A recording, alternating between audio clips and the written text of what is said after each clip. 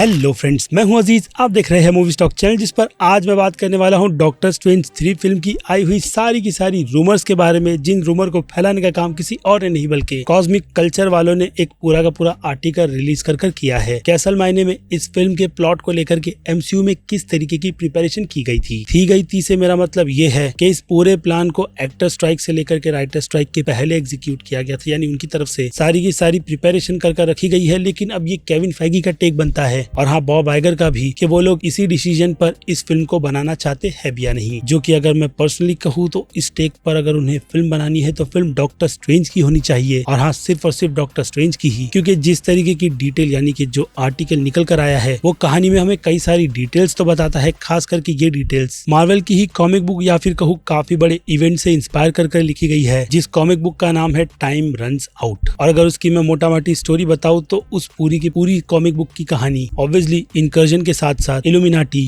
Captain America यानी कि उनकी पूरी की पूरी एवेंजर्स की टीम कहीं ना कहीं इल्यूमिनाटी को रोकने के पीछे पड़ी है। जो इल्यूमिनाटी की पूरी टीम इनकर्जन को किसी भी कीमत में रोकना चाहते हैं। क्योंकि इनकर्जन को लेकर के अगर आपको ये बात पता नहीं है तो बता दूं, जिसकी डिटेल यानी कि रेफरेंस हमें doctor strange in the multiverse of madness film में दिया गया था, खुद मिस्टर फैंटास्टिक की तरफ से कुछ और चीजों को भी कोट करते हुए जिस पर आएगी। लेकिन इनकर्जन की बात की जाए तो क्लिया ने एंड में खास इस डिटेल को रिवील कर ये बता दिया था कि मल्टीवर्स के इस कॉन्सेप्ट में दो या फिर कहूँ कई सारे अर्थ ही इस इवेंट की चपेट में आते और आपस में एक दूसरे से टकराते हैं। यानी रिजल्ट में अगर ये टकराव हुआ तो दोनों के दोनों अर्थ डिस्ट्रॉय हो जाएंगे, और ऐसे ही मल्टीपल यूनिवर्स में ये चीजें ऐसी ही होती रहेगी, जिसका उपाय इल्यूमिनाटी वालों की तरफ से एक पूरे प्लेनेट को डिस्ट्रॉय कर निकालने का निकल कर आ जाता है। और अगर उसके क्रेडिट की बात की जाए तो नेमार यार सबसे पहले उसी का नाम निकल कर आएगा, जिसके प्लान को यानी कि जिसके पहले प्लान को पूरी तरीके से कैप्टन अमेरिका फेल कर देते हैं। क्योंकि आयरन मैन के बोलने पर वो लोग उसे इल्यूमिनाटी की टीम में शामिल करते हैं, और फिर क्या, कैप्टन अमेरिका अपना दिमाग चलाते हुए यानी कि दोनों यूनिवर्स को बिल्कुल भी ना डिस्ट्रॉय करते हुए इन्फिनिटी गॉन्टलेट का इस्तेमाल करता है, और फोर्स इतना ज्यादा लग जाता है कि सारे के सारे गॉन्टलेट टूट जाते हैं। और फिर उसके बाद कैप्टन अमेरिका को इस टीम से डॉक्टर स्ट्रेंज याददाश्त मिटा करके निकालते हैं, जिसके बाद कुछ ऐसा होता है कॉमिक बुक में कि कैप्टन अमेरिका की याददाश्त वापस आ जाती है। और फिर क्या, वो इन सभी इल्यूमिनाटीज को ढूंढकर पूरी तरीके से रोकने की जिम्मेदारी अपने कंधे पर ले लेता है। लेकिन इसी बीच डॉक्टर डूम का ओपी कैरेक्टर, वो कहते हैं ना, अपनी चालें चलना बिल्कुल भी बंद नहीं करता, और इसी बीच उसके हाथ मॉलिक्यूल मैन लग जाता है। और फिर कॉमिक बुक में ये दोनों मिलकर के कुछ ऐसी खिचड़ी पकाते हैं जिसके रिजल्ट में ब्लैक स्वान की टीम भी निकल कर आती है। इसके अलावा ब्लैक प्रीस्ट का कॉन्सेप्ट भी है, यानी कि उनकी भी पूरी टीम जो काफी हाई माइंडेड है, और कहीं ना कहीं कॉस्मिक कल्चर वालों की रिपोर्ट के अकॉर्डिंग यानी कि उनके आर्टिकल के अकॉर्डिंग इस ग्रुप का हिस्सा क्लिया भी है। लेकिन कॉमिक बुक में अगर देखा जाए तो स्पॉइलर कहूंगा, डॉक्टर स्ट्रेंज उनका लीडर बन जाता है कुछ महीने की इवेंट के बाद। और दूसरी तरफ ब्लैक स्वान को भी लेकर के कुछ यही चीजें होती है। और इसके अलावा ब्लैक प्रीस्ट की तरफ से वो कह सकते हैं कि फ्यूचर के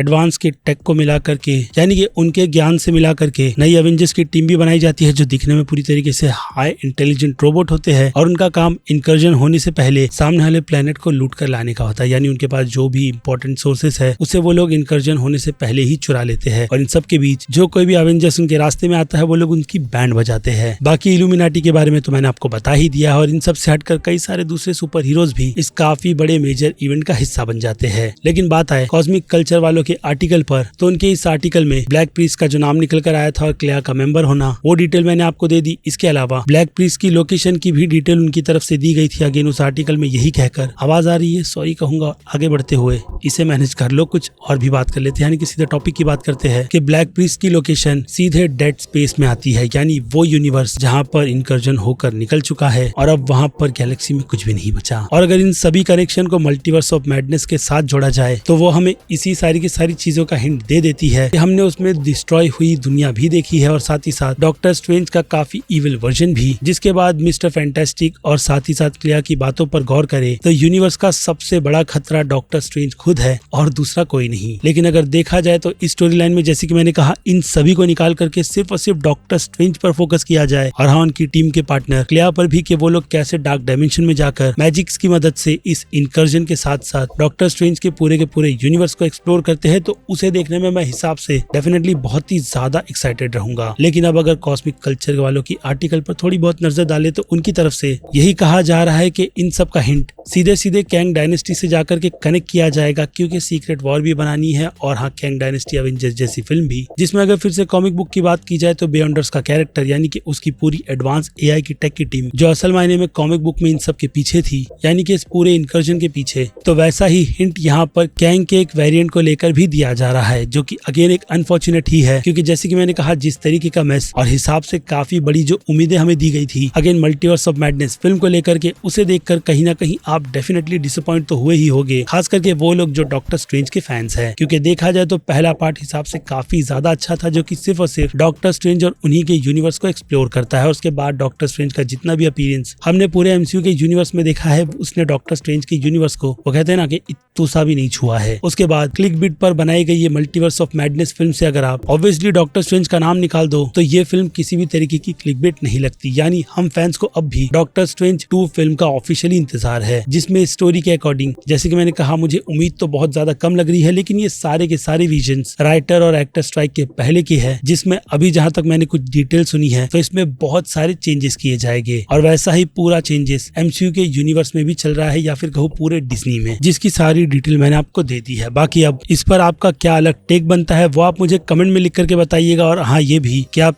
इसी डिटेल से रिलेटेड और भी कई ज्यादा डिटेल जानना चाहते हैं तो उसका भी कंप्लीट ब्रेकडाउन मैं बिना किसी संकोच के आपको अपने इस चैनल पर बना करके दे दूंगा, क्योंकि अभी के लिए तो मैंने बस अपने ओपिनियन के साथ साथ मार्वल की कॉमिक बुक और कॉस्मिक कल्चर वाले के आर्टिकल को ही कोट किया है, यानी कि अब बनती है आपकी राय, जो कि मैंने कहा आप कमेंट में लिख करके बता सकते हो। बाकी मैं हूँ Aziz, movie stock channel like share subscribe भूलना मत, मिलूंगा जल्दी दूसरी किसी वीडियो में। Till then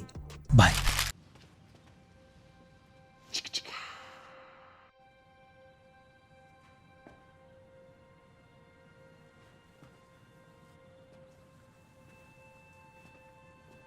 You're still here. It's over. Go home.